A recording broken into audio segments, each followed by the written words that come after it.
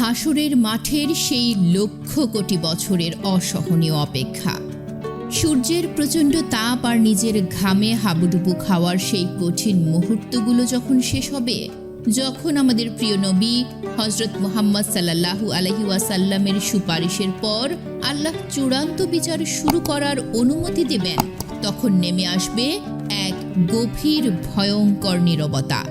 কোটি কোটি আত্মা যারা একটু আগে মুক্তির জন্য চিৎকার করছিল, তারা ভয়ে একদম চুপ হয়ে যাবে। তাদের অন্তর এমনভাবে কাঁপতে থাকবে যে তার শব্দ শোনা যাবে, কারণ তারা জানে এখন তাদের সামনে তুলে ধরা হবে জীবনের প্রতিটি মুহূর্তের হিসাব, তাদের আমল নামা অর্থাৎ কর্মের খাতা। সেই ভয়ঙ্কর নীরবতার মধ্যেই আল্লাহর হুকুমে ফেরেশতারা মানুষের হাতে হাতে তাদের কর্মের খাতা তুলে দেওয়ার জন্য এগিয়ে আসবেন।